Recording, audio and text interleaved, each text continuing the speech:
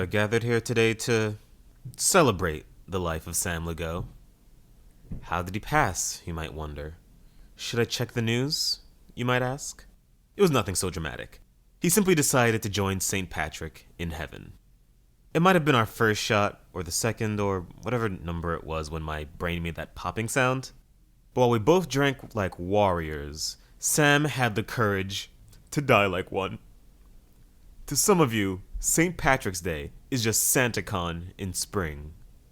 But for us, it was Christmas in spring. And we gave each other the truest expression of friendship: cirrhosis. Naturally, I'll go over his will.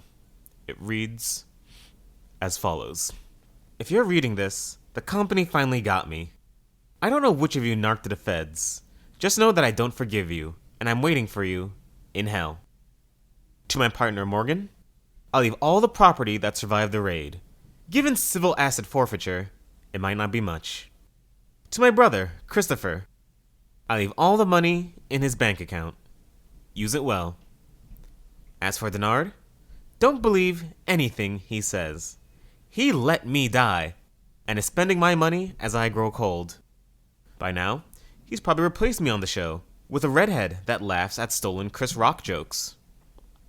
Alright, dropping the bit.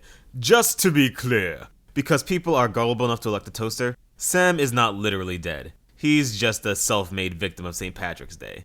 What's left of him will be back next week. His current suffering will then be reflected tenfold on your favorite isekai. For now, I have 3 short reviews for you. My theme this week is Grindhouse. Work that, for better or worse, embraces being lowbrow. Material that is unabashedly trashy, dumb, or both. It doesn't always work, as you'll see, but I always hope it will. Review 1. High Rise Invasion. Remember all those middle school rumors about Pop Rocks and soda? The idea that mixing them would make your head explode like a CIA gift basket. High Rise Invasion feels a lot like that. I've never been so happy that an objectively bad show exists. This is a Netflix original, or at least marketed as such. If this were a 6 out of 10 or more, or I were getting paid, I'd dig up its origins. I'd learn a little more about whose vision this was and how art school ended up failing them so totally. As things stand, I'm left to assume that a tech executive sent an email reading, "I hear kids like this High School of the Dead. Can we get that?" And they do, in a sense. The show is essentially High School of the Dead's action sensibility and leaky brain with a 10th of the budget. Conceptually, it's an entry in the death game subgenre that Mirai Nikki launched into the stratosphere.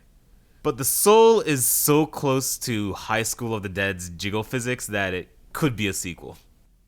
The concept. Our protagonist, a pinup girl of the IQ of grass, is transported into a death game contained to rooftops and rickety bridges. The goal of the slaughter? To create God. Something about seeing a Mirai Nikki ripoff today makes me feel young again, vital. Call me sentimental. Now here's the elevator pitch. This particular death game has people in masks. Their goal isn't to kill you. It's to make you kill yourself by jumping off of a fucking building. It is as transcendently hilarious as it sounds. Unfortunately, that is equally unintentional. And that's the extra dash of unleaded stupidity that upgrades the show from Fortnite isekai to a recommended clown show. If you took my word on X-Arm, take my word on the first few episodes of High Rise Invasion. You'll smile. On another note, this show has the horniest gays I have seen in months. You might think of a certain redo, but that's less of a show and more of a crime. High Rise Invasion is more interested in schoolgirls than the writer of Act Age, and that takes work. It's more than a little distracting. I still recommend watching 2 episodes for a laugh. It's a bit like the fake trailers before Grindhouse. If you laughed at those and have watched a magical girl show without irony, High Rise Invasion is the closest you're going to get to a comedy club this spring. For me, there's a sort of innate charm to failed social commentary. I think it's a side effect of how well Battle Royale did across multiple mediums and markets. Now, everyone wants to make Gantz, but no one really wants to write any character arcs. Instead, they have a soldier beat an eagle to death with a flag, look directly into the camera, and say, "Do you understand what this means?" And I'm glad they think that. I get to laugh more and live longer. In short, it's bad, but the kind of bad that makes for a warm group laugh. High-rise invasion can walk with X-Arm into the valley of misfit anime. Review 2, Boys Abyss. This one's a manga, but knowing trends, the anime will be licensed, produced, and converted into a lifetime of memes before I finish the sentence. Boys Abyss is domestic girlfriend in hell. It's still a soap opera, but every character is the secret serial killer. There's a consistent and admirable dedication to finding a new way for every character's life to get a little bit worse every chapter. Unfortunately, I'm not into it. Before I peck at its faults, I have to give it credit for the core concept.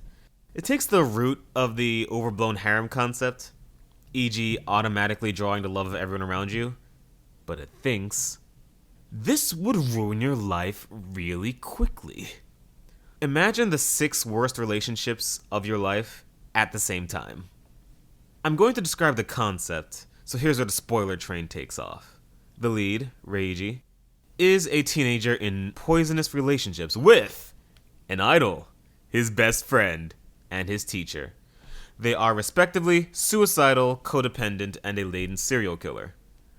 Pour a mom and childhood friend with sexual fixations on him, and you have Dracula played backwards. If Natsuo was a wandering social worker, Reiji is a wandering punching bag.